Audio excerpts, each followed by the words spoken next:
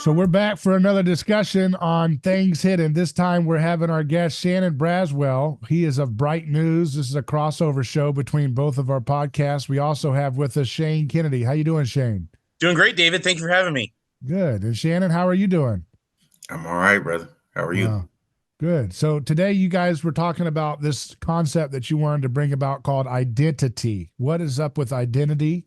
What spurred this thought on? Who come up with this first? Shannon, Shane, who's where did this interest come from? I don't know. I think we were just probably having a conversation over the phone, or Uh-huh. you know, uh, some talking behind the scenes or whatever about Yeah. you know uh, America and its identity. If it's in an identity crisis, where do we see the identity crisis playing out?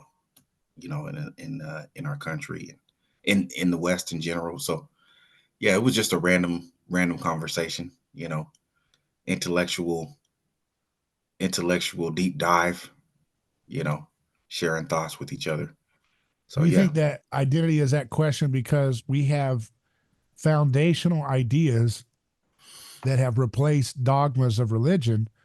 It's still dogmatic religion and it's still mystical, but now we call it things like relativity. Everything's relative. Mhm. hmm Your truth, my truth. Why? Because celestial bodies are governed by relativity.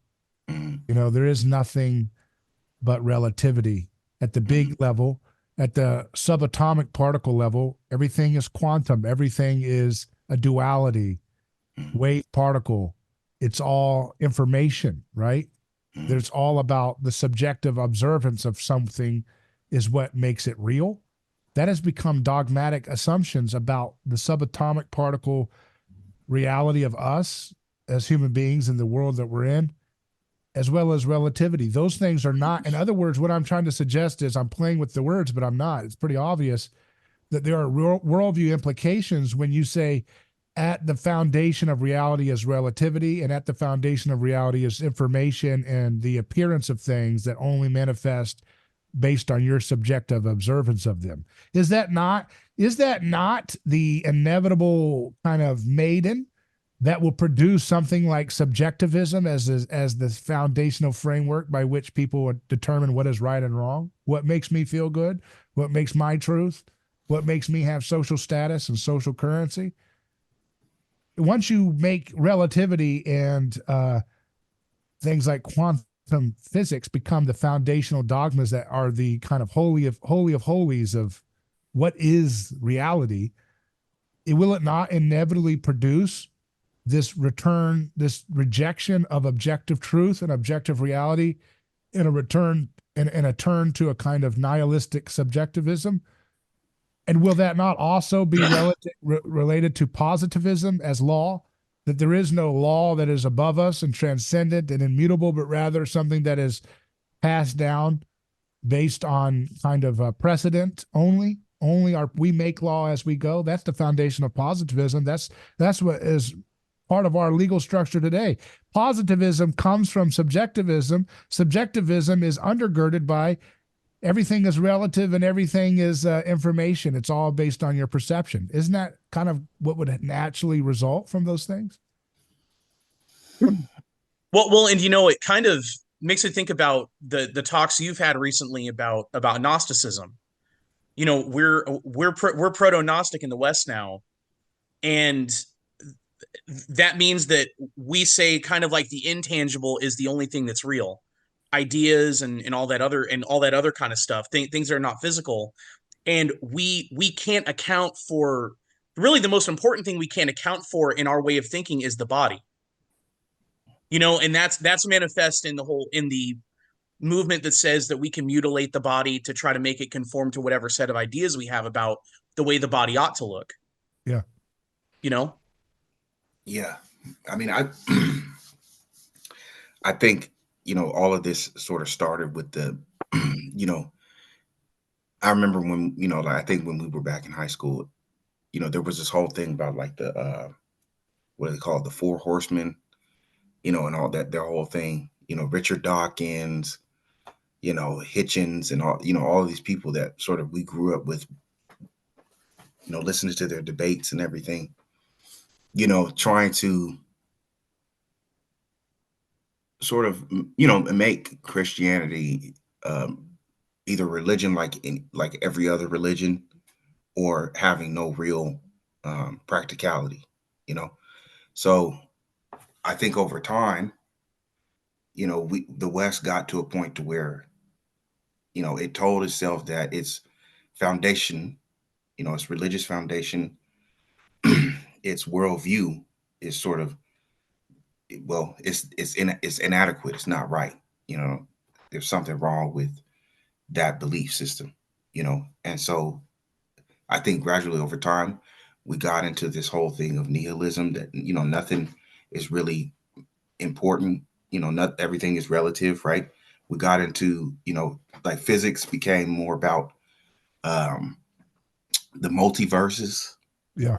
right? So if there's multiple yous, then you really, that one you is really not important, right? Right. Because there's thousands of other yous in the universe. So what makes you a special, creation? What makes you unique, and created by God? Well, it doesn't, because there's tons of you. So it's it was, I think it was a slow progression, trying to use science as a way to basically make, morals and values and religious beliefs, um what do you call it, uh you know not have no meaning, have no value. So it's, the culture carried that on, right? The whole thing of the theory of the multiverse. Then what that lead into? It led into the multiverse being in all of the entertainment, Mm-hmm. right? And you really have kids believing that, like, oh, we live in a multiverse. Look at Marvel. They've got tons of multiverses. So yeah, I think it was a gradual, you know, uh, it seeped into society, by way of you trying to use academia, trying to use, science, physics, psychology, you know, things of that nature. So yeah, I mean,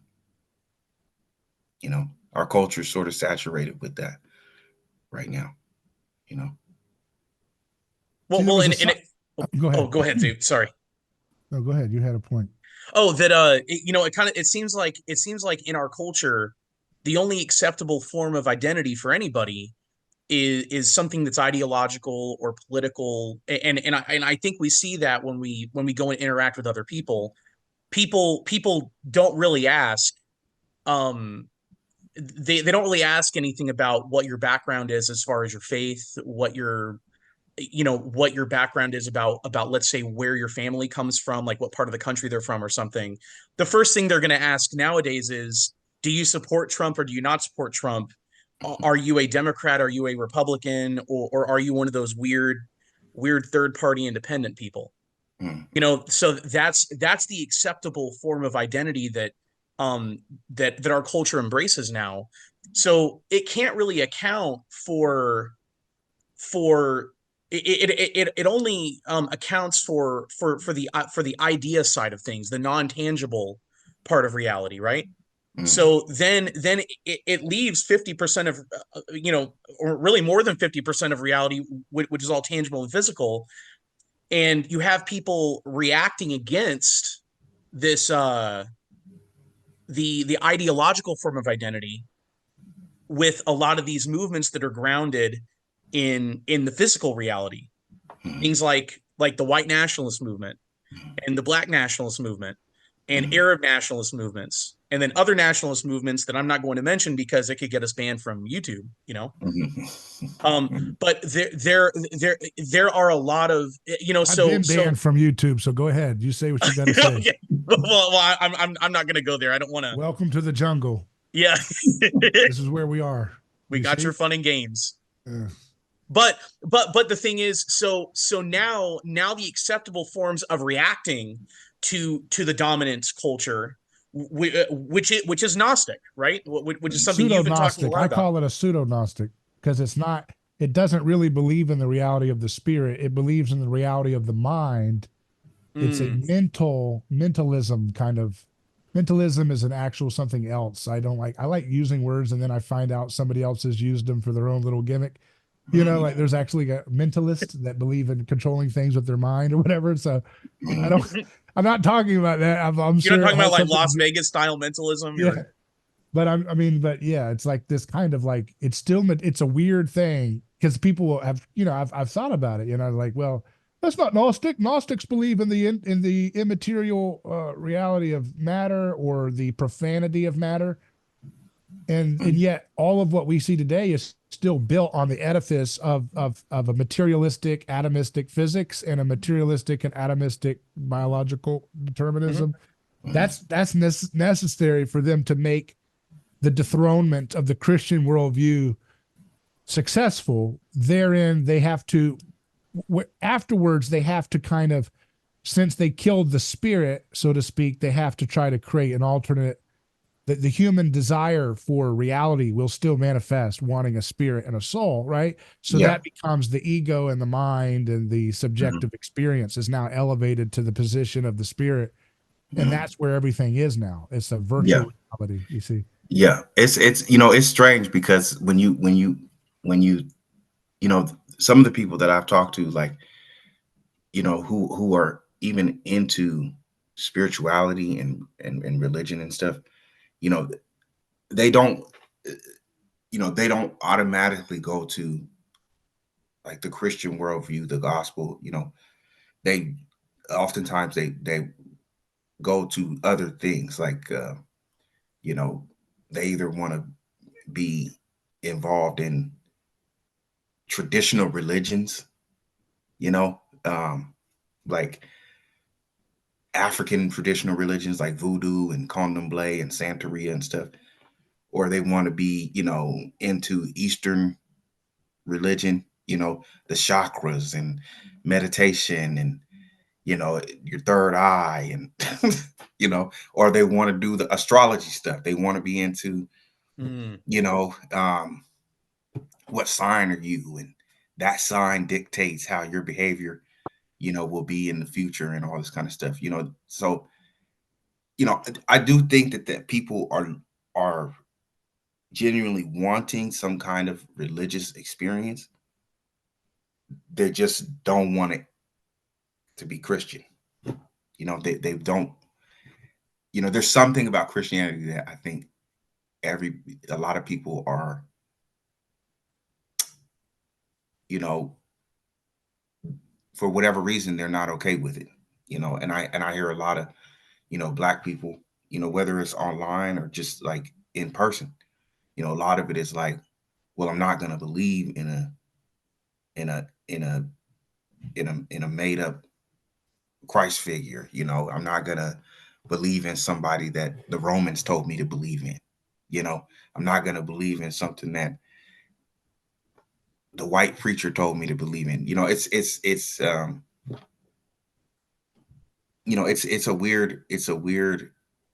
It's a weird thing, having being around that all the time, listening to it all the time, and you're like the only one trying to sort of advocate for Christianity, or be an apologist, I guess, so to speak. But you have to come up against that you know all the time. And I think what's behind that is these people are looking for some kind of identity. They want to belong somewhere. And for a lot of people, those traditional religions, whether they be white or black, you got people who are, white people who are into the Celtic religions, the Viking stuff, the Norse gods, you know. You got black people into the ancient Egyptian stuff, the Kemeticists, you know. Um, you know, so yeah, I think we all are really hungry for some kind of spiritual and religious experience. It's just that, you know,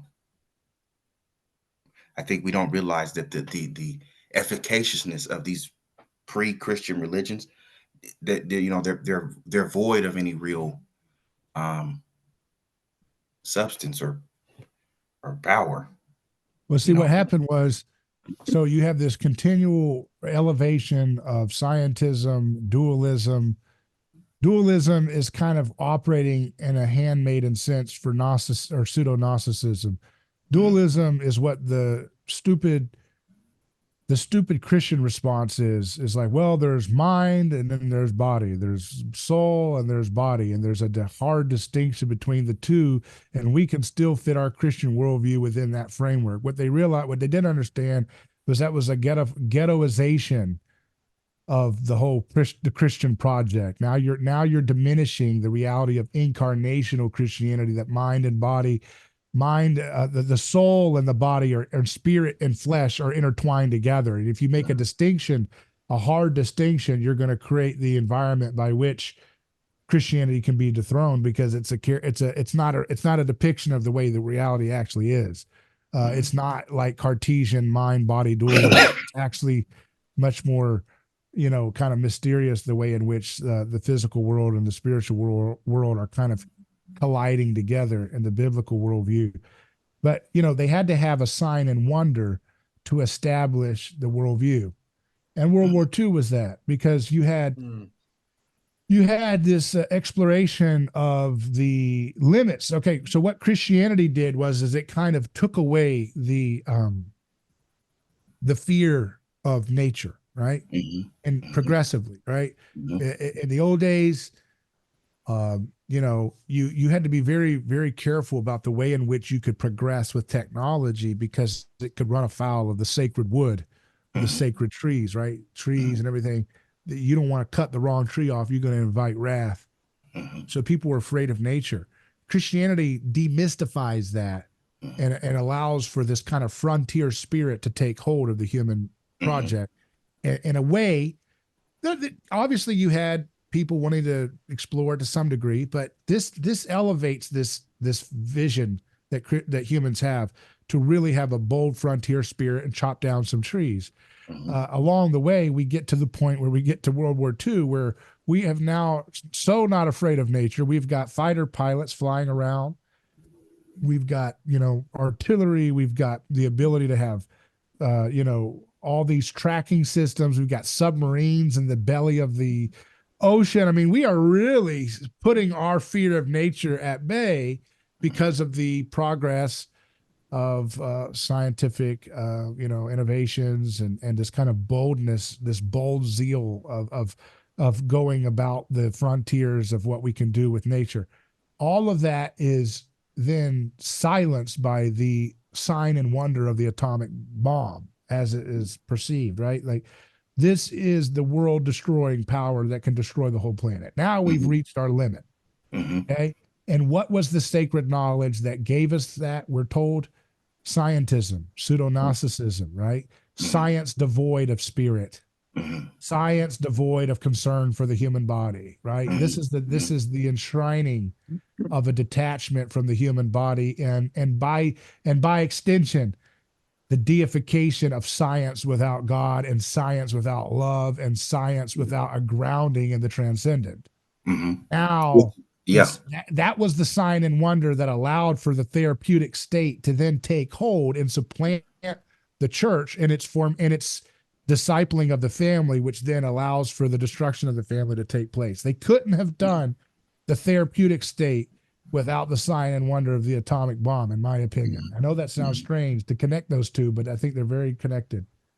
Yeah. And then There's a reason why they Right. call it the nuclear family, in other words. yeah, and I think that's and I think the result of that is later generations sort of refutation of Christianity. They think that Christianity sort of is the religion that brought that on.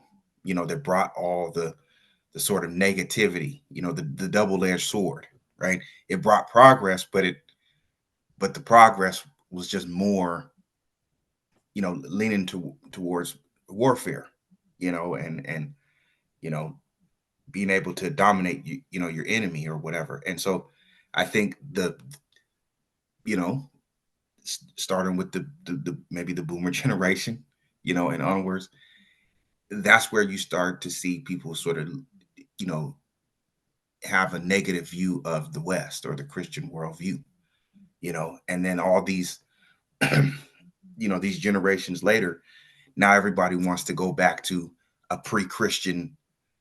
They want to go back to the thing about the forest being Yeah.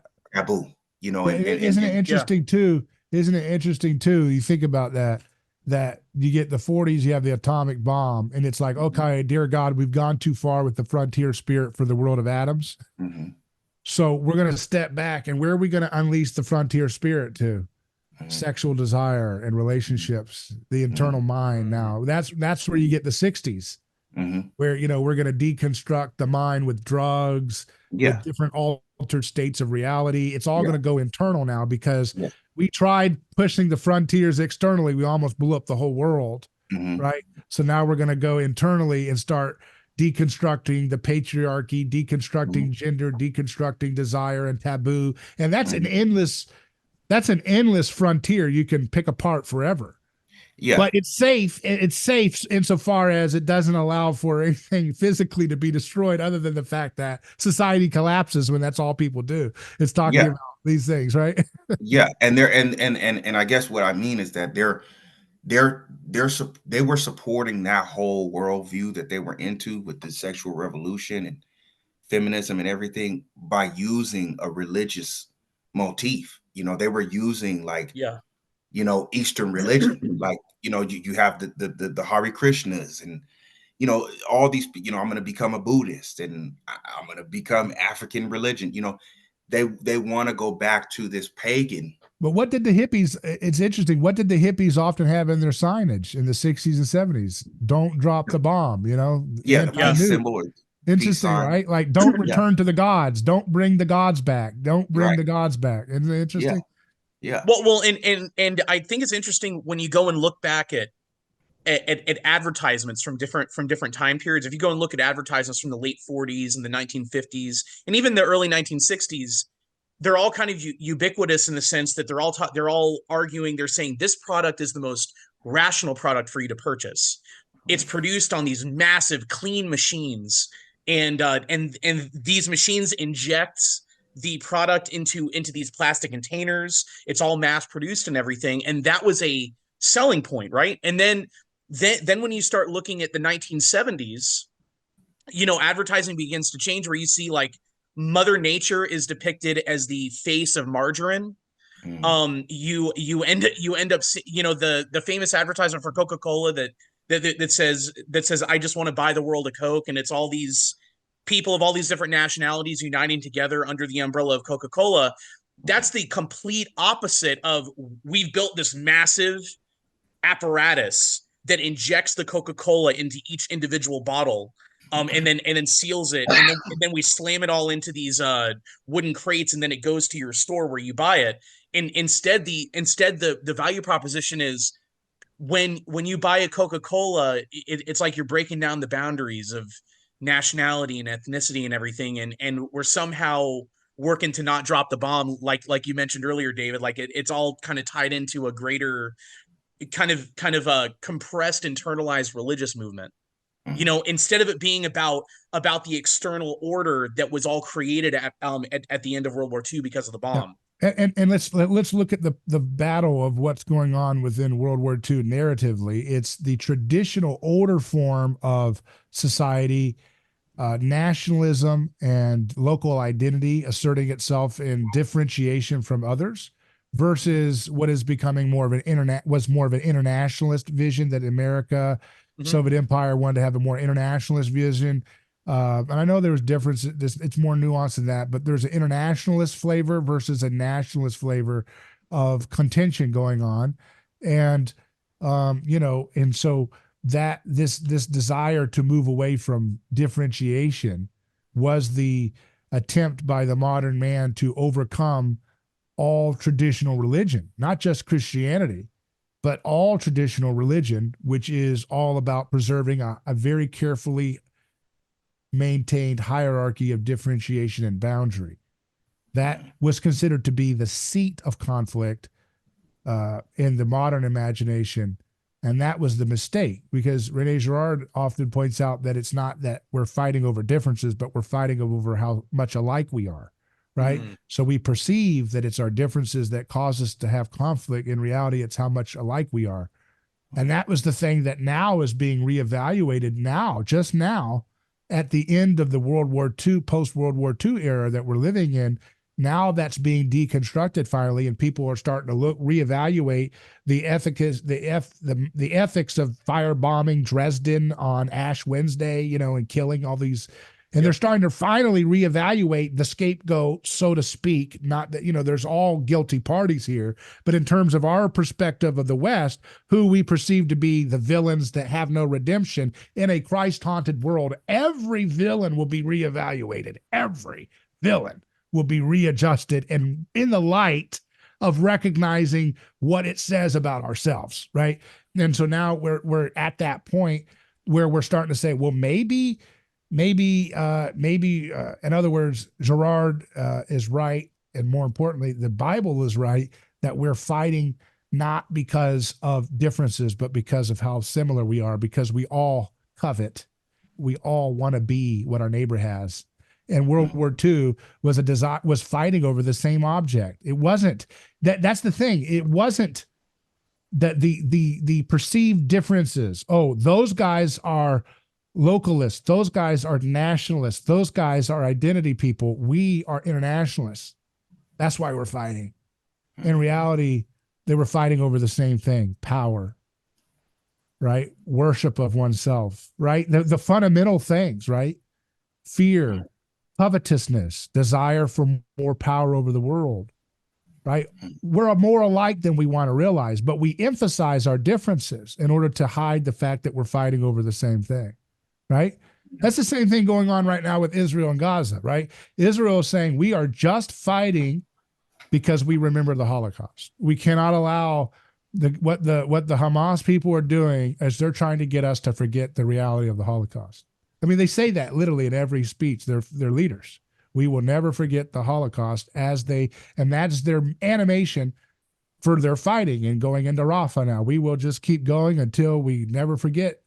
The Palestinian is saying, well, we're never going to forget the Nakba, or we're never going to forget all the other founding moments that show that we are victimized by these colonialist powers, right?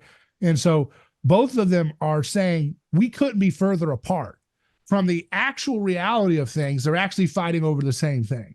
Mm-hmm. They're fighting over the same thing. From their perspectives, they think they're further apart than they could ever be. But they're mimetic rivals. They're actually more and more alike. Yeah. And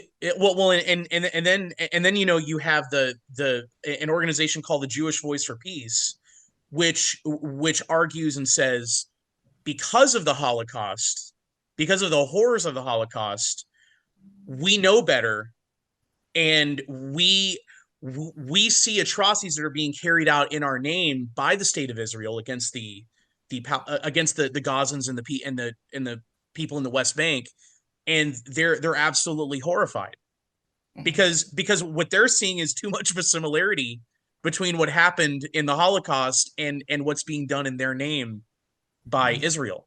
Yeah. So the only reason I said that was to kind of to point out how that one's about similarity to kind of harkening back to what you said. Yeah, I suppose my question is, why does the West insist on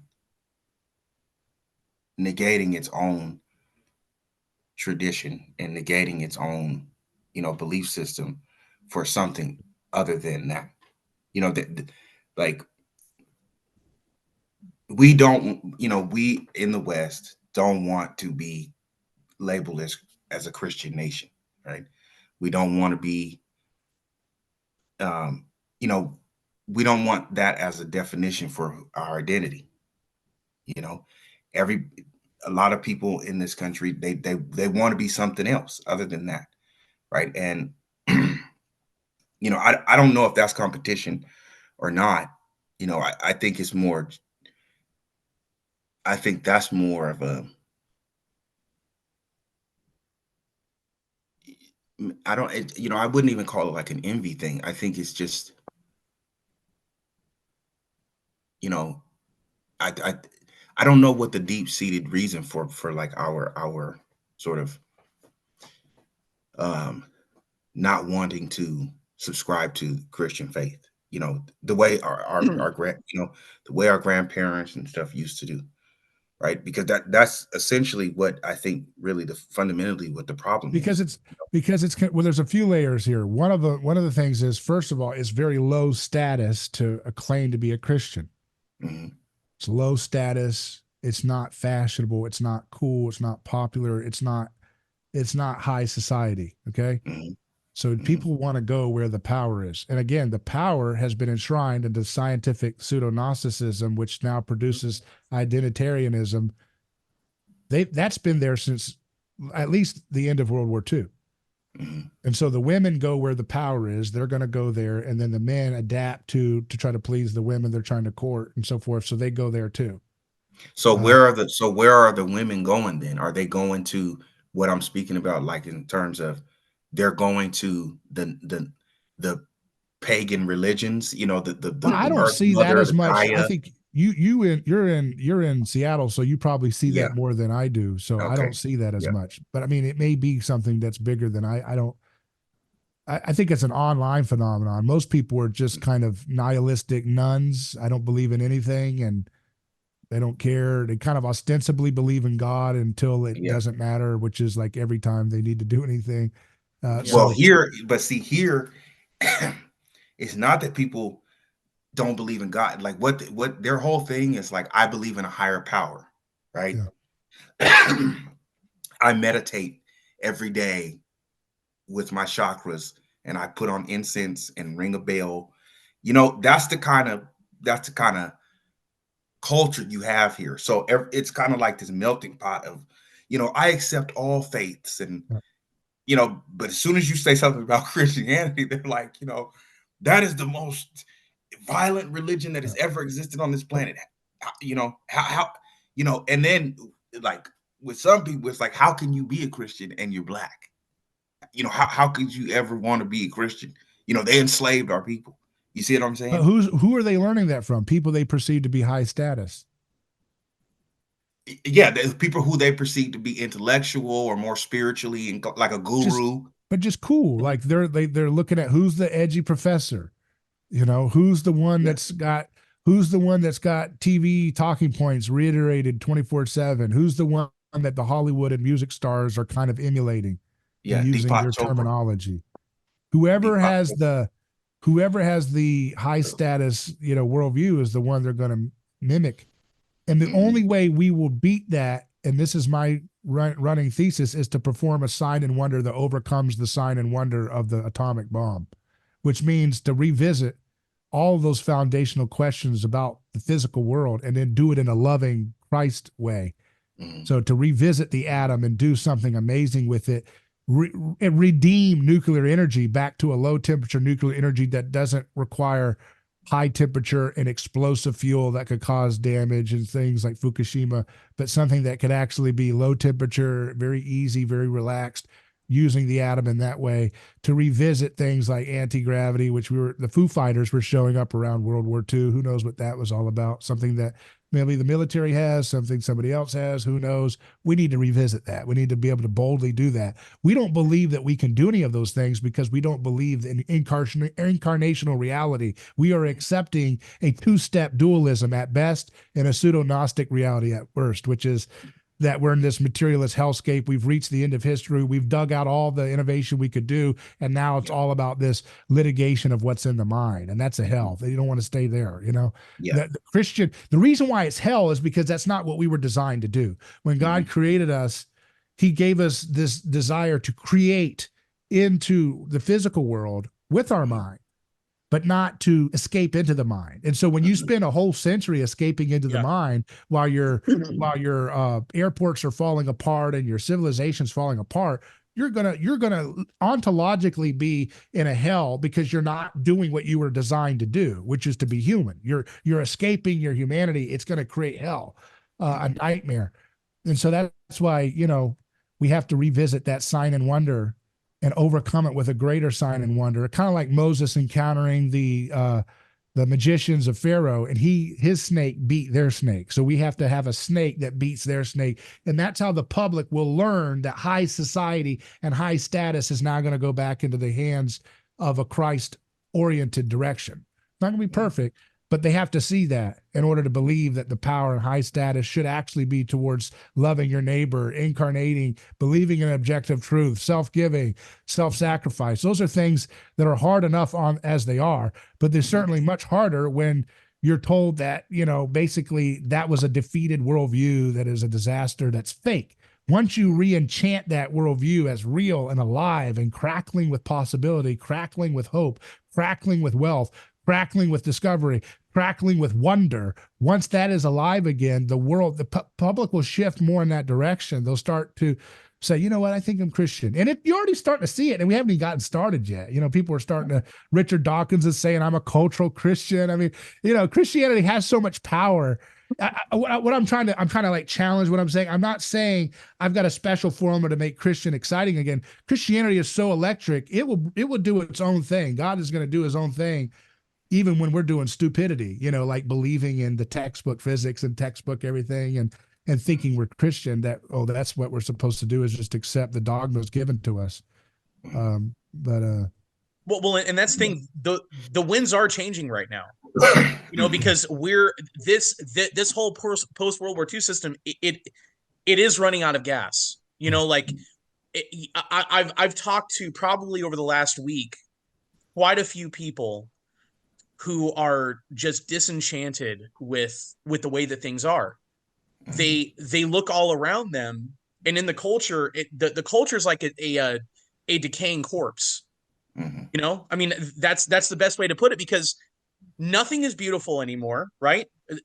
Art, music, architecture, none of it's really beautiful, and that's because it lacks love, And so the thing is, David, I guess the thing that I would contend is, I think the bar is gradually going to get lower and lower and lower for whatever that sign or wonder has to be, because this culture is decaying and it's starting to smell bad.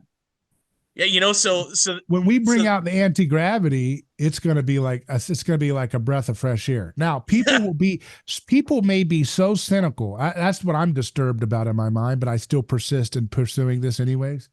I have this fear in my head that, man, we could, bring out anti-gravity, and people are so cynical and so stupefied by TikTok and the stupidity culture that they just yawn and go back to their screens, pushing the button again and again, and that disturbs me. But I have faith. This is where faith comes in. Like Noah, you build that ark and don't worry about it. You let God sort out how the humans are going to process it. You have an obligation. You have an obligation to create with God for its own sake, period. That's the first step. For its own sake, it's beautiful. And what you were supposed to do. And secondarily, it has a healing effect because it starts to rattle the gods of the old city and to start to quicken in people's heart the ability that God is alive and that God is true. And that the God of the reality that is all around them is not one that wants atom bombs, but wants low temperature nuclear energy, wants energy too cheap to meter, wants anti-gravity, elemental transmutation, because all those things are human person oriented. If we forget that we have been brought into the triune Godhead itself through Christ, we are in union with God himself. God has become human, and we are becoming like God. This is a marriage that's happening in history. There's implications for this about what that will look like. And we have to be a little bit more bold in believing and trusting in that reality, that duty is ours, results are God's, about these things, and not worry about will they accept it or will they be so bored and nihilistic they could care less. Who cares? Don't worry about that. That's just a fear. And So fear is the opposite of faith and love, you know? so David, take something like brain surgery, for instance. Something that would have been at least like modern day brain surgery that would be very difficult for an average medieval merchant or monk or artisan or something to conceive of. Yeah. In spite of them being relatively well educated for the time and kind of being in tune with their reality and everything. Do you think that if you were to transplant them from where they live in a time machine from then to now, would they look at brain surgery and say that's a miracle? Yeah.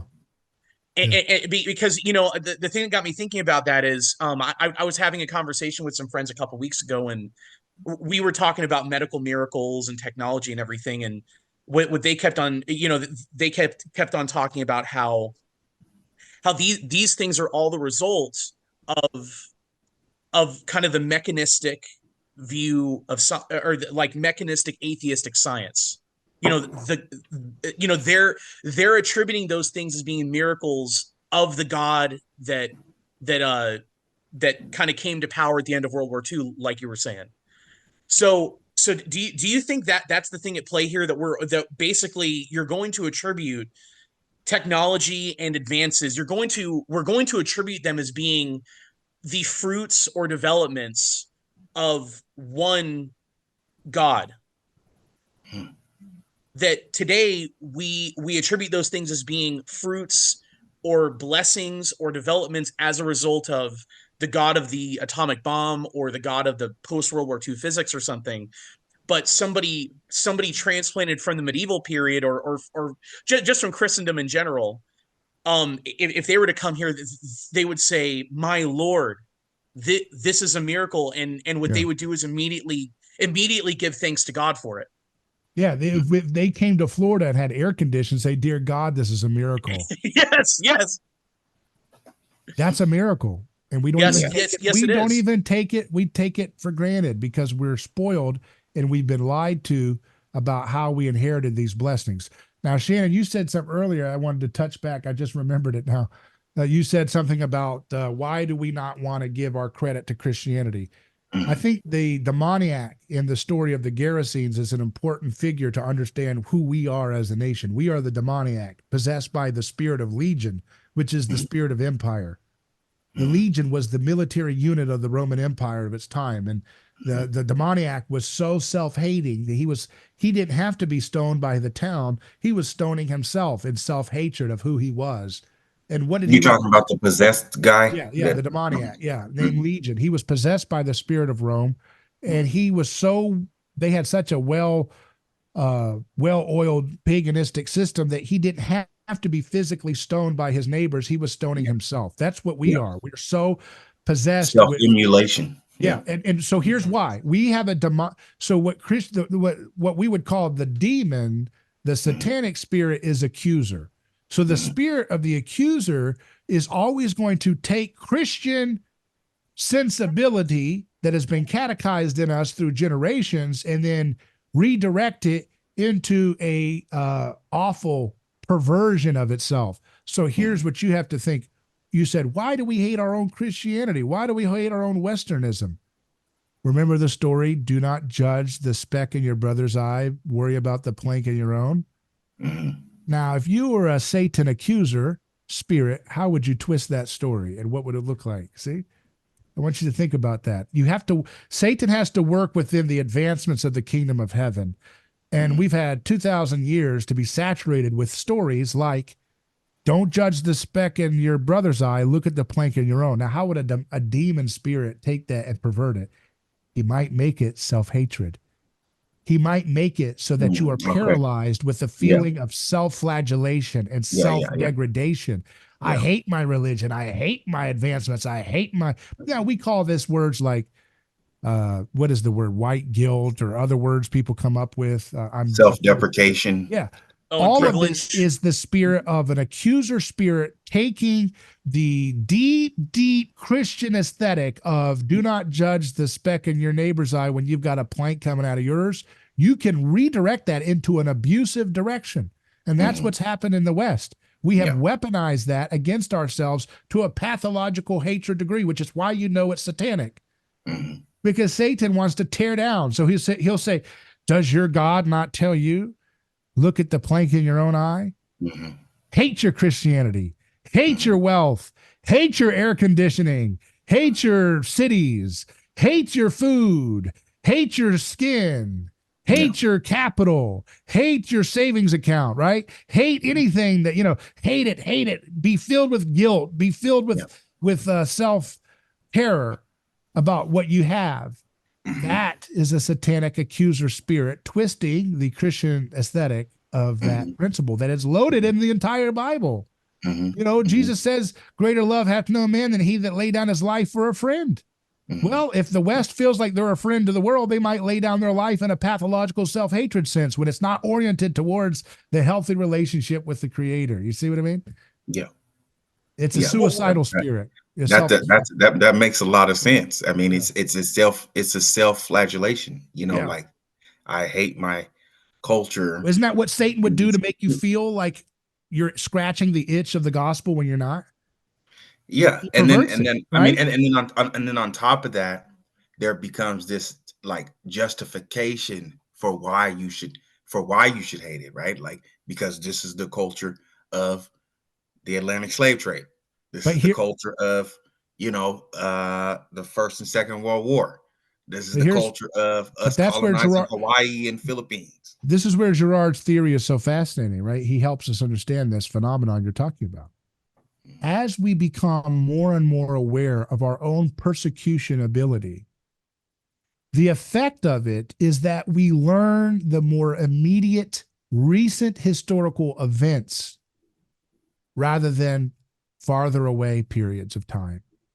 Mhm. So when you are haunted by the cross, your society is not going to, as you're becoming a young man or woman, you're trying to understand what is the purpose. You talked about identity. What is my identity? Who are we?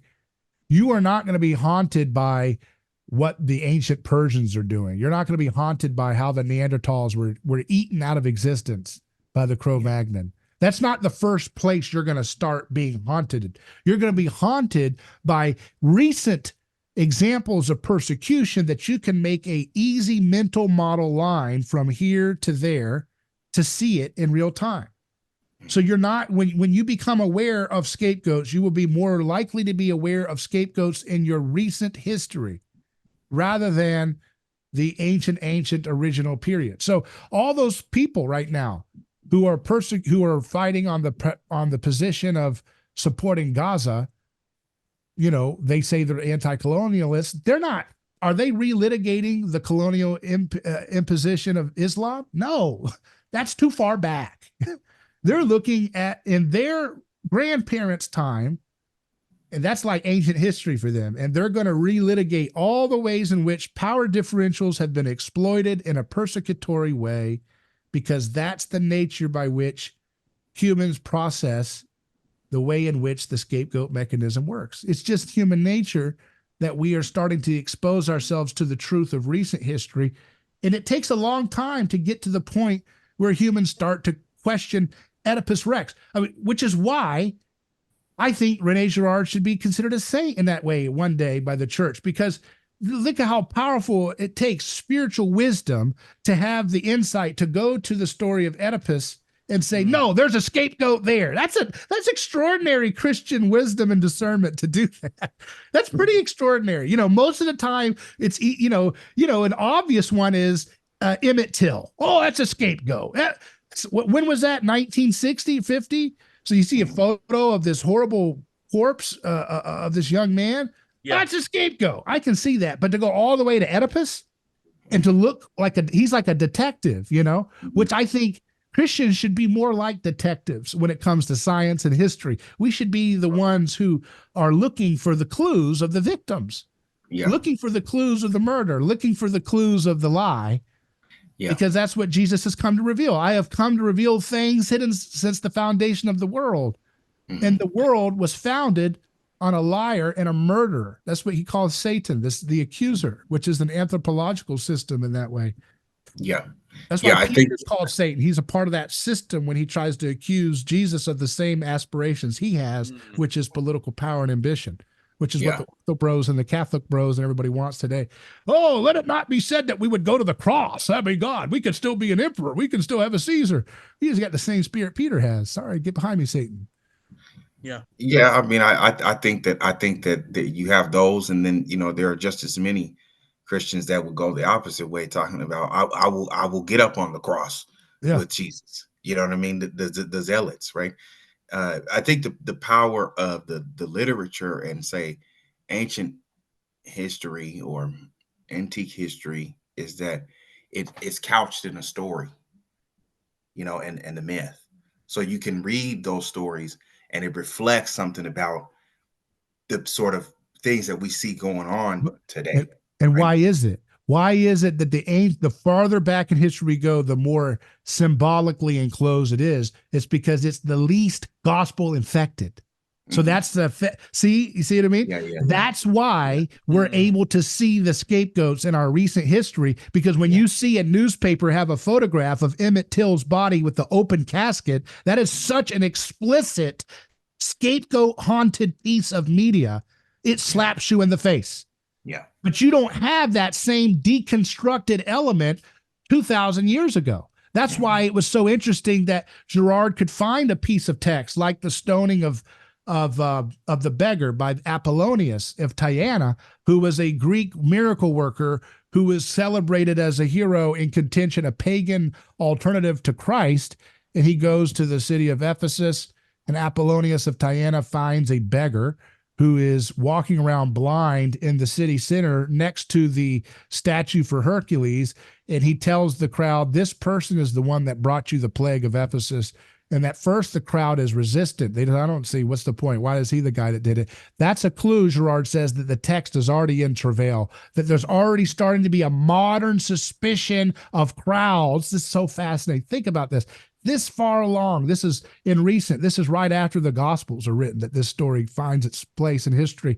And you can see like a transitionary fossil between the pagan elements of mythology, and this has both pagan elements and modern writing because it starts to show, well, the crowd was a little skeptical. Well, the moment you write that down, you have an effect on the reader that's reading that or hearing that story. Oh, the Mhm. crowd's a little skeptical. You're Yeah, bringing in empathy for the victim. yeah, That's about, but they were still whipped up into contention because they yeah. said when they looked at his eyes, he had Yeah, hellfire coming out of his eyes. yeah, Mm. And so yeah, there's enough mythological elements in it to still maintain the projection of violence onto that person's back, but it's weakened already with the gospel already coming onto the scene in the town of Ephesus. It's already weakened itself in the Mediterranean area to the point where now you can start to see clues as to how scapegoating works, and it's being deconstructed unconsciously by the narrator's inability to encode it all into symbology. Does that make sense? Symbology and mythology are hiding the violence. When the gospel comes, it starts to saturate a kind of solidarity with the truth and a solidarity with the persecuted one, even unconsciously so that yeah. you start to write a more realistic portrayal of what happens.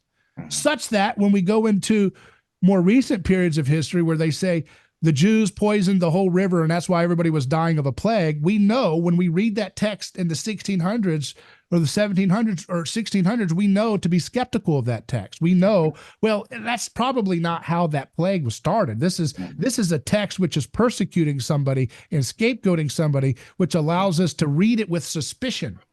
So what Mhm. I'm telling you is that the Mm. Christian superpower, properly understood, is the ability to apply the hermeneutic of suspicion in real time. Don't wait for it to happen and then figure it out a decade later. You can see the ways in which media are trying to create myth making Mhm. and lie through rhetoric or words or manipulation of the film, right? Or all kinds of rhetorical games couching their persecution in the name of victims. You can catch the lie in real time, and that's what we're all invited to do. That's what it means to engage in deconstructing fake news in all of its forms, right? Yeah, yeah. But does that make? I said a lot there. Yes. Does that make sense? What I'm saying, Shane? Because you're not Yeah. as you haven't as engaged in Rene Now, Girard's worldview on so this. So I think I already know. I think I know the answer to this, but I'm just going to ask it. Um, would Gerard say that the concealing of the real story in symbol, would he say that that is unintentional? Yeah. That's just the way that free Christian societies, or like primitive Christian societies would have, that's the only way that they would have been able to understand reality.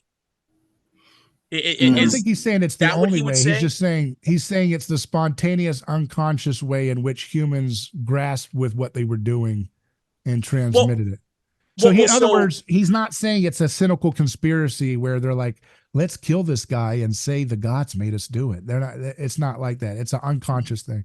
Yeah, so because it has to, in order for it to work, it has to, you can't know who the victim is. You know, you can't have a premeditated, like, this guy is the guy that we're gonna, you know what I'm saying? It has to be sort of a, Except, I think, except for with Caiaphas. That's why the Bible says that he did not say that of his own word, but the Spirit of God made him say it. When he says, it is better that one man die than the whole nation perish, the Bible looks at the camera of the text and says, he didn't say this on his own accord. God made him say it. I mean, good Lord, you can't get any more exciting than that from what do you see what I mean?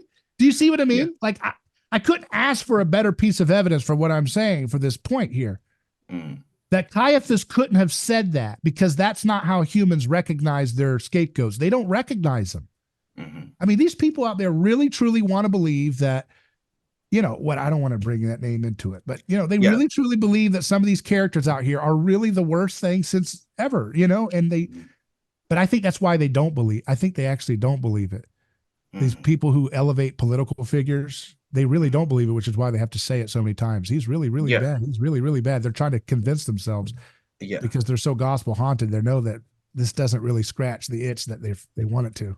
Yeah. But sorry, what were you saying? So do you think that that's so kind of like the post World War II consensus about kind of the origin of life is that life developed over a really, really long period of time, maybe spilling over into an eternal pantheistic conception of things, kind of like the multiverse you were talking about earlier, Shannon. But it's this idea that progress only happens as a result of violence, that you have to have this violent collision of the Cro-Magnon and the Neanderthal, and one of them has to win and the other one has to cannibalize the other one, and that's called progress. And but why but the interesting thing to me is that's a dogma today. Natural selection is, they equate the cycle of violence with progress. But then that's the main thing that we look back and impugn the Axis powers for during World War II. Right. And rightfully so, right? But we also don't look at the Soviet Union with the same level of anger and righteous indignation. When the body count was a lot higher for the Soviet Union, in the gulags and everything. You know what I'm saying? Because that's the Christ haunted nature of the worldview that we're operating under, is that because the communists did it in the name of the little guy, there's a kind of sacredness to their cause that kind of mitigates the horror of the crimes that they committed. So if your ideology, this is where we get back into pseudo-Gnosticism. If your mindset is holy, in that you have a righteous cause to vindicate the downtrodden, and that's your animating force, that somehow kind of mitigates the criminality of what you've done and the horror of what you've done, even though they'll say, a sophisticated modern thinker in the secular world will say, yes, what they did was horrible too, right? But there was a particular extra evil about the opponent. Now, the point is, the reason why they say that is that the opponents were typically doing their sacrifice in the name of the traditional pagan view of sacrifice, which is that to abate the gods, we must sacrifice someone who is going to be an easy target. In this case, they thought they could sacrifice somebody who wouldn't be able to get self-defense, who wouldn't be able to fight back, right? And so that's why, that's how most scapegoats are selected. You traditionally you select a scapegoat who won't have an avenging party back against you, because if you do, it's not a scapegoat, because the society wasn't unified in the belief that that person was guilty and deserving of being killed. So scapegoat, to be effective, needs to be someone who's relatively marginalized, who doesn't have people wanting to get payback, right? Because that's not a scapegoat. That's just a vendetta now. You've started a revenge cycle. That's not going to create unanimity. So there's a look at the level of sacrifice that was required in these more traditional pagan-oriented structures, because nationalism is closer to paganism compared to internationalism. Internationalism is more Christ-haunted, right? It's more Catholic. It's more universal. It's more global, because it's claiming to be more. It's using rhetoric and aesthetic, which is more Christ-saturated, the human person. Yeah. But the nationalist is more about the people, the ethnos, right? The ethnos demands its preservation, and how does it get preservation? Through the sacrifice of its people. And of course, the question is, who's the actual sacrifice there? And that's where you get into interesting discussions with folks like Richard Koenigsberg, who says that actually the sacrificial token is the soldier who dies for his nation, that he dies for this nation to prove that his nation is real by the shedding of his blood. The nation basically proves it's more real than others by its ability to get more of its own young men to die for itself, feeding the nation's reality. Like, the more you see flesh torn apart on behalf of the nation, the more it makes that nation psychologically a real thing. Yeah, that makes Don't sense. you think that now that whole, that I don't know if we could call it like the heresy of nationalism, or just the error of nationalism or something, but it seems like it's falling apart now. Because if you go and poll Gen Z, they're not willing to go and fight and die for the American empire. They're just not willing to do it.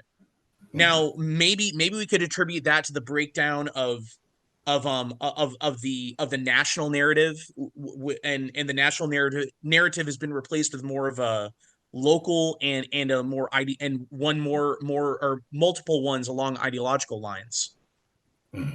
So what do you think? So the new order is probably going to be more, it's probably going to be closer to what the Christian order was than not, right? At least structurally, because it'll probably be more oriented toward the local and toward the community, right? Possibly, yeah. Now, so one thing I wanted to bring up.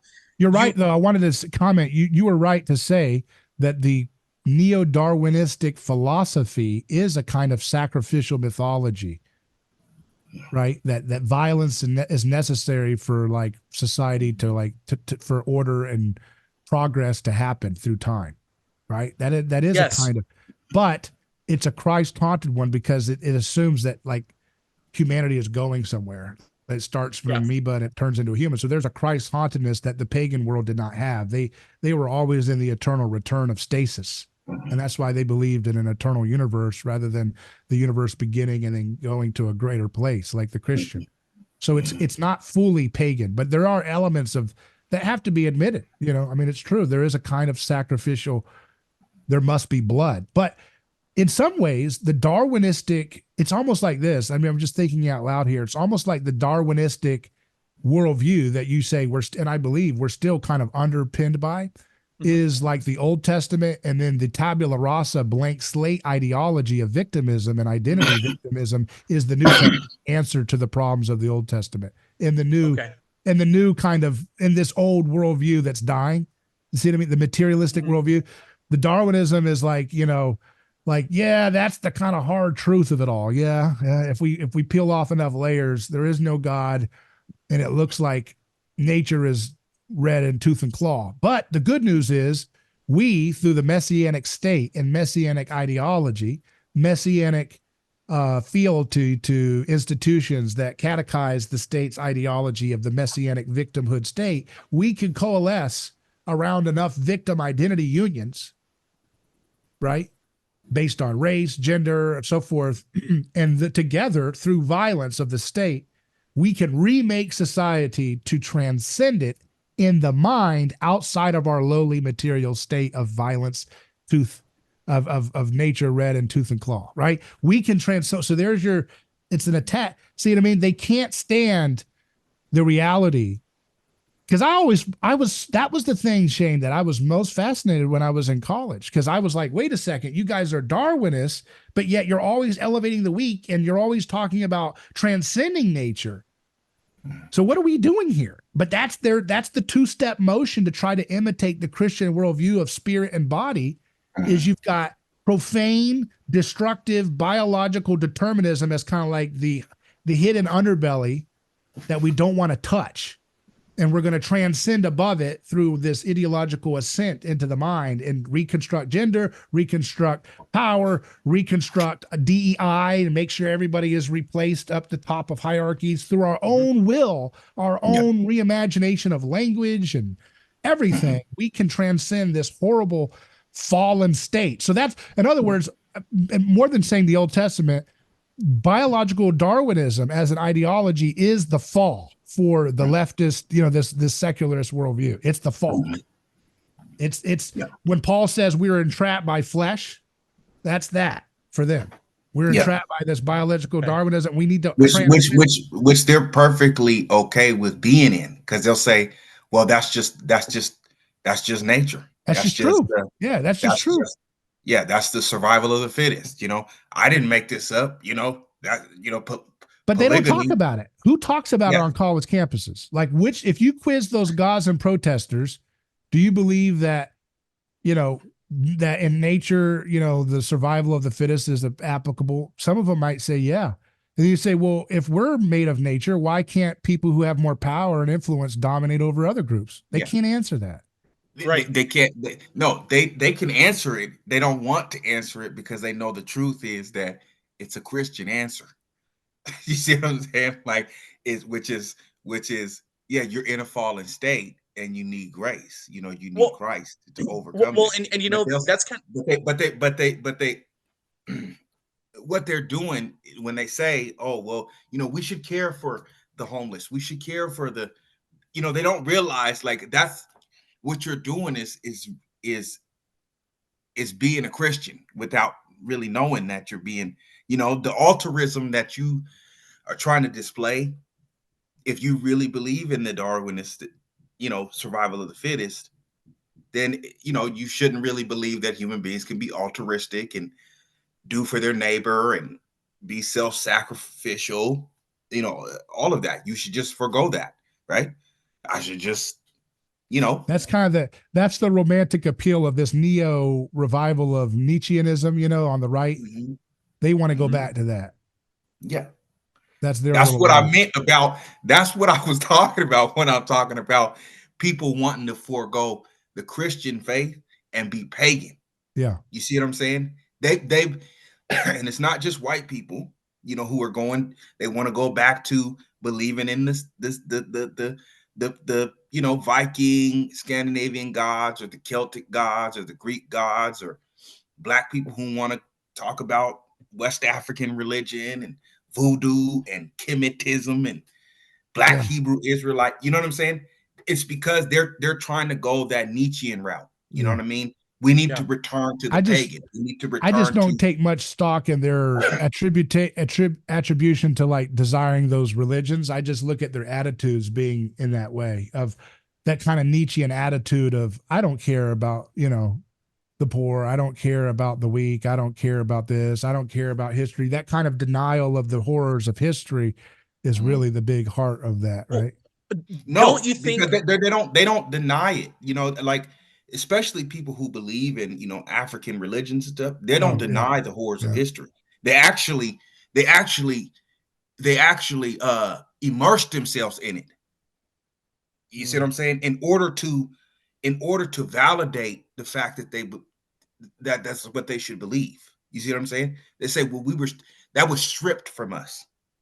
That was taken away from us, and we were forced to practice something else. So yes, I'm going to return to my ancestral religion.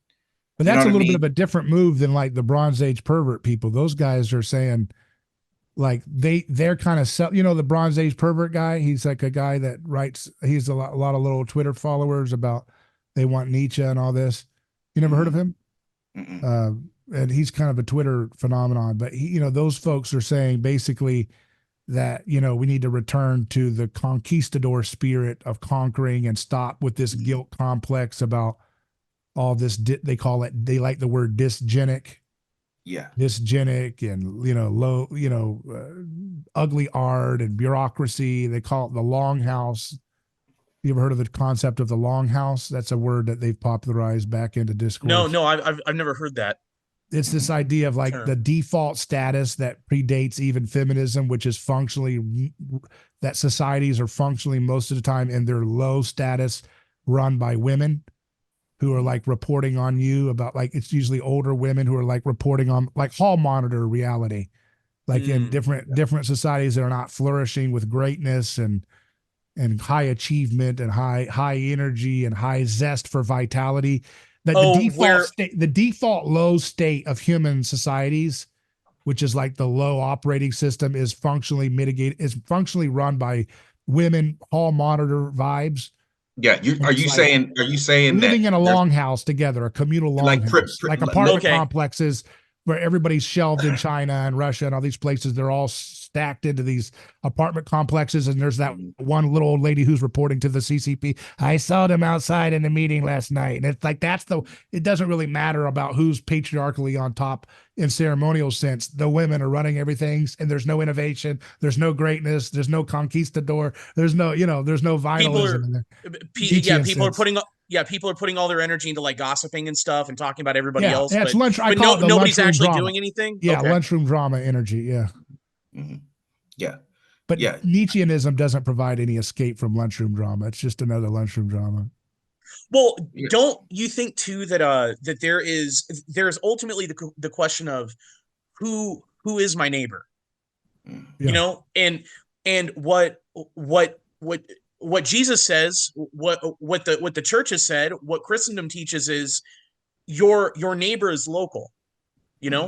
Your neighbor is your family. Your neighbor preeminently are the people that are near you, right?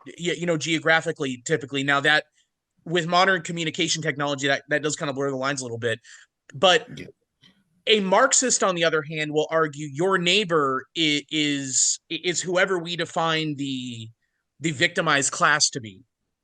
So your neighbor, the ones that you need to go and fight for, are an abstract concept.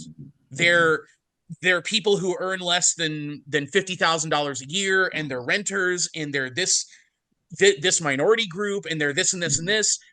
But they can never actually give you a name. They can never actually point at someone and say, that person over there is your neighbor, whom you should love. And I think in many ways, Christians dropped the ball, a long time ago, probably in the aftermath of the Protestant Reformation, just that time period with the Enlightenment and all that kind of stuff going on, where people began to think of their neighbor in a more abstract sense. I would say there's errors on both sides of what you presented, because if you're saying it's true that the Christians have mostly said your neighbor is who you know, well, that's true in a sense, but it's not exactly the full truth of the Jesus narrative.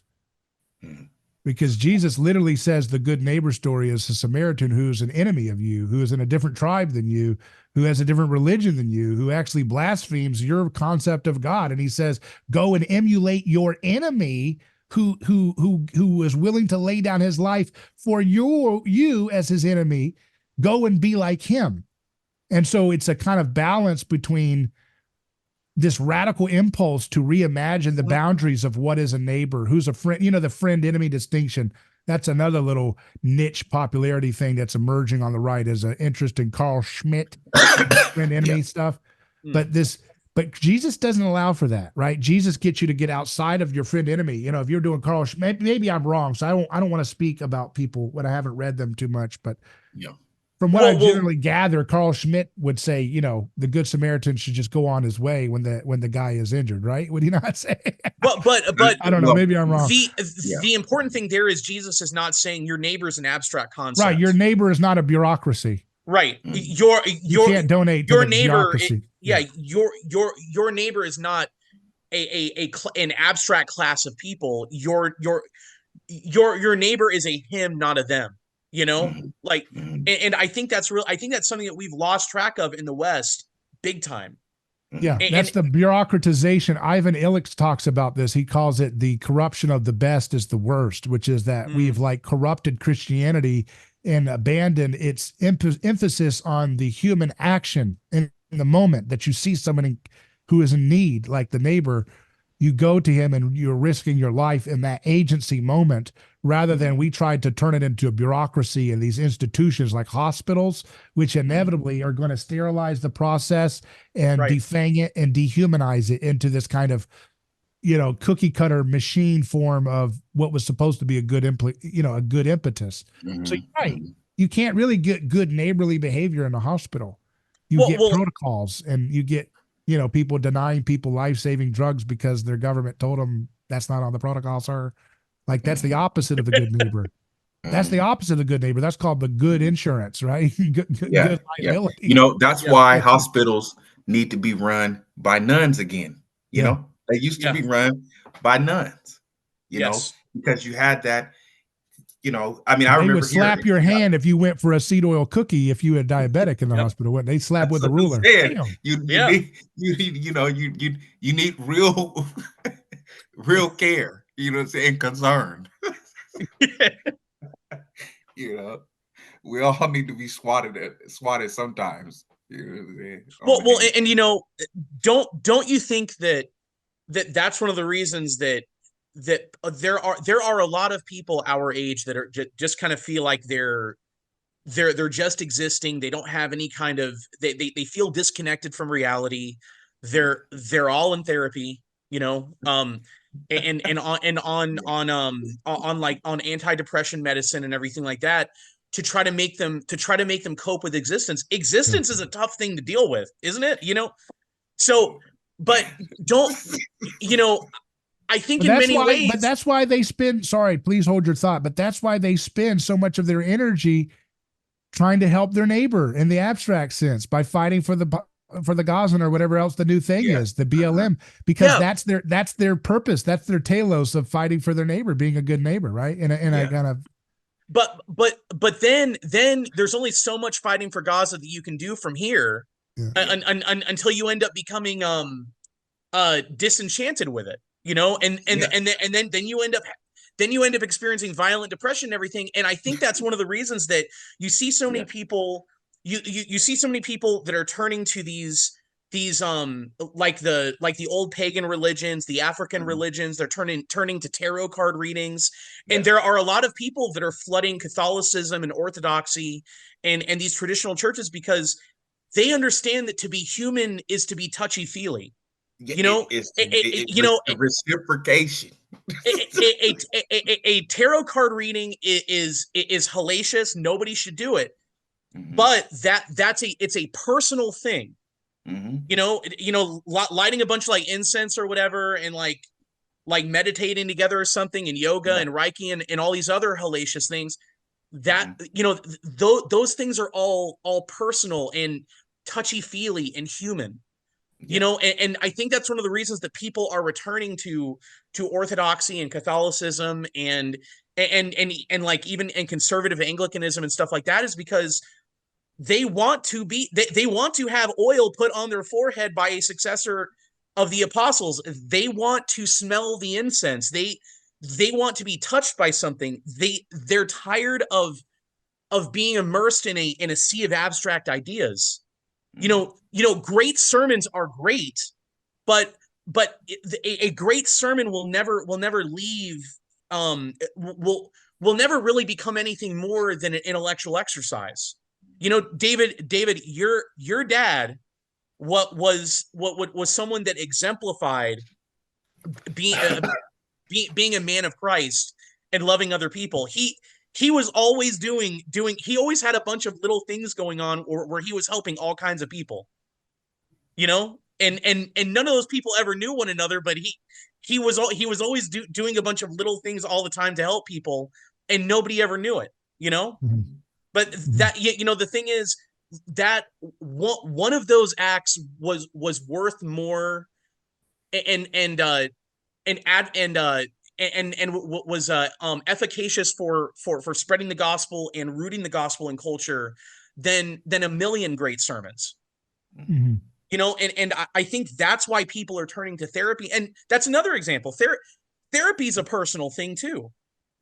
You know, but I think that's why people are turning to all these things, is because a lot of the big Christian denominations are not offering people something that's personal, that actually touches them, that incorporates all their senses and incorporates their body and everything. They're, you know, and a long time ago, I think you had a lot of people that fell out of that, and then they ended up turning to psychedelics and all this other stuff that's very, very personal. And now it's all kind of ended in this big crisis of people that are suffering with all kinds of mental illness and everything like that, because they're trying to grasp onto something that's real. You know, Mm-hmm. people are tired of this culture that's telling them the only things that are real are the ideas in your head. Mm-hmm. You know, and I think that's why so many people have abandoned a lot of the denominations of Christianity in America, a lot of the big Protestant denominations Mm-hmm. of Christianity in America, because they were, you know, I think Charles Spurgeon said, the height of worship is to listen to a sermon. Mm-hmm. You know, that turns it into an intellectual exercise, and that literally makes people go crazy. Yeah. You know, when you tell them that the most real thing in the world is an intellectual exercise. Yeah. You know, humans have a body. You Yeah. know, that's why Jesus came and incarnated into a body. But it's not just, you can't just lay it on the feet of the Protestants as that's the No.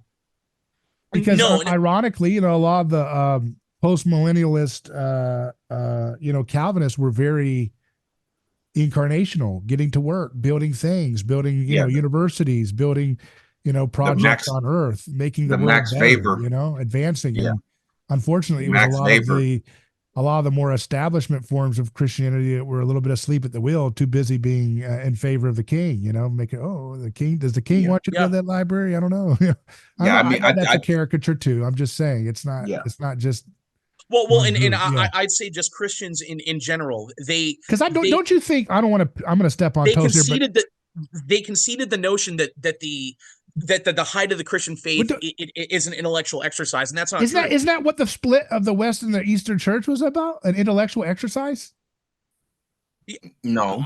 I know there was a lot of politics. I know there was a lot of stuff leading up to it, but what was the final push? Was the filioque, right? It was the filioque, I think, Yeah. Was that an intellectual exercise? No. It wasn't? No. Well, the Messiah don't deal with it. We're Christian. I would not call the Messiah do not deal with the filioque. It doesn't matter.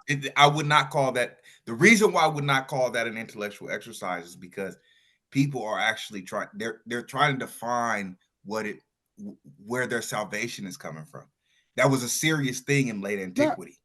You see what I'm saying? Because you can't, especially when you're having to deal with people who don't believe, right, in late antiquity. And you know, and they were dealing with a lot of people who did not share. Well, I'm not saying it's not an important thing to work on. I'm saying you shouldn't split over that, and that's the problem. I agree with you on that, and also too, and also too, I'm pretty sure that like the the Eastern Catholic churches that are in communion with Rome, they don't include the filioque in their creed. That's true. Mm-hmm. But I think that was a later development. Mm-hmm. But and honestly, as far as the filioque thing goes, I've tried to understand that. Yeah. It's way that's punching way above my ability to understand. And you're pretty ideological, so if it's too abstract for you, man, I think it's ideological. I'm sorry. Yeah. I mean, it's I'm saying it's important, but I think I don't making it, understand the argument. I mean, No, I'm not smart enough to understand either side of the argument. I mean, I'm just not. yeah. Well, I just think if Christ yeah, was looking in that room when they said, you guys are going to split over that, really? yeah, Did I make yeah, that so clear that I said split over that? Did I say yeah, split over something like that?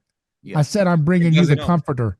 I Yeah, said I'm bringing you the comforter, Holy it Spirit. doesn't. It doesn't I didn't have to say be. split over that. It doesn't. It doesn't have to be. It doesn't have to be something that I think created so much contention that there would have to be a split. But it is an important, I think, theological question because Mhm. they're trying to ask how the Spirit proceeds from the Father and the Son, or you know what I'm saying, or is it begotten from the Father and Son? Those were serious questions. Today in the 21st century, we don't think of it as anything because it's something that's already been hashed out a million times over.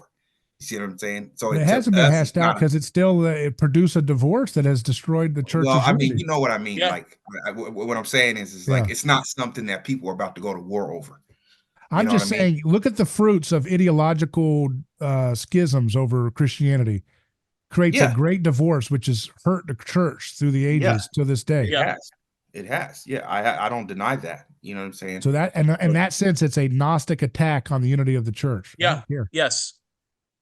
Because I you're, mean, That's something I I'd don't know. agree with you I mean, 100%. I have to. I don't know But about that. granted, like I said before, I don't have the mental firepower to be able to understand what the argument is on either side.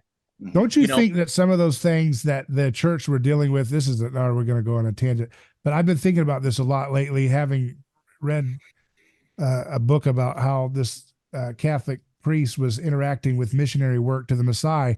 And he came to the realization that so many of the questions that the church had front loaded as the definition of encountering the faith of the church were questions that were designed to meet the needs of the worldview of the natives around the Mediterranean when the church was first spreading. Mhm. And so to encapsulate that as this is a kind of, it's, I don't know what the word is, parochial or some kind of a, it's kind of a stupid way of doing it. Like, so you encounter the natives of the Mediterranean Hellenistic world of that time, and they're wrestling with these questions. And so you present the gospel revelation as an answer for these questions. And then you freeze that in time and you say, this is how we're going to present this to all people. So you go to the Messiah and you're like, oh, I'm fascinated by all of the same unique questions of the primitives of Greek in the Mediterranean area of that time. That's exactly what we were wrestling with for thousands of years. No, I'm sorry. So if the gospel is a cosmic gospel that is renewing the whole earth, I think it doesn't mean that none of them, I'm not saying none of them translate. I'm just saying it's so arbitrary. It's a quirk of nature. If it had spread, if the gospel had spread primarily in India, it would have wrestled with their questions. And if that was the fountainhead by which it blew up all over the world, or China, or Africa, then it would have its own kind of dogmatic kernel that would be enshrined and then foisted upon all societies. This is the issues that we have to deal with. Well, we weren't dealing with that. That was the Greeks encountered that. You know what I'm saying? The Indians, the Chinese. So you're imposing questions, you're imposing answers to questions that other people were not quite as excited about. They were going with something else. And there's often overlap. I just think the way in which you present it is kind of arbitrary. Well, remember too Way. that the church is operated by sinners, right? We're all constantly sinning, and but hopefully we're utilizing the sacraments and sinning less and following Christ more. But you look at the Spanish in the New World, and they didn't do everything perfect, but Yeah. the development there was anything that is inherently evil, like ritual human sacrifice, for instance, you suppress that. But things that are not inherently wicked very well could be part of the original tradition passed down from Adam and Eve that Yeah. us from our culture are just not aware of. You know what I'm saying? Like Yeah. so they may have more of a feminine tradition where those of us in the traditional West may have more of a masculine tradition or something. But Yeah. that doesn't mean that the feminine tradition is inherently evil. It may be something we could actually learn from. I'm just saying, You know? like, if you have a tradition, if like the Orthodox Church, and they have, you have fasts where you eat nothing without a backbone, and if that's the only one true church, in the Messiah, and I've been reading about them because I've been interviewing, and doing stuff with that culture, so that's why I've been thinking about it a lot. It's like, well, they don't have animals without a backbone on the Serengeti. Okay, so what are they going to do for that fast? You know what I Well, mean? Everything they eat has a backbone. I guess you could say they eat milk, but you're not allowed to eat milk. So what are you going to do? well, I You mean, gonna eat really, leaves? You're going to be dead. You can't eat leaves. They don't have fa- vegetables. I guess there's fruit. I don't know if it's in the season with the fat. I'm sure, I guess it would be. I don't know. Maybe that's a saving grace, but is that enough to feed the whole society of pastoralists? So, like, well, to me, if you're going to make a big grandiose claim like this is the one true place, I don't care what your group is, it better be able to scale across the planet Earth because it's God's home. Planet Earth is God's home. It's his temple. He's dwelling in it. yes. And he wants all people under his dominion. So whatever you're saying should scale. It should scale. You must eat squid. Well, there's no squid around here, sir. Well, you must eat squid to observe. Oh, okay. What How I am I what going to I do that? what I think Where's what my I squid? think what I think the base here is the difference between revelation and sort of knowledge, or some kind of philosophical knowledge, right? And so the thing that made Christianity, I think, give it the what gave Christianity the ability to spread was the fact that it preaches about revelation. It preaches about things that are revealed, right? And Christ is revealing that.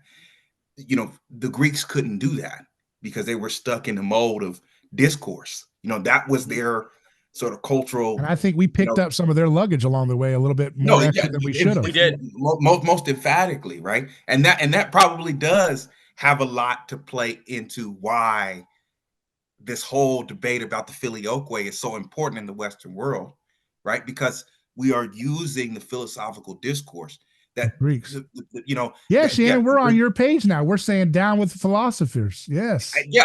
I don't like. So I don't care for philosophy either. now we Thank got you you. back on the same page. We found Take it. them down.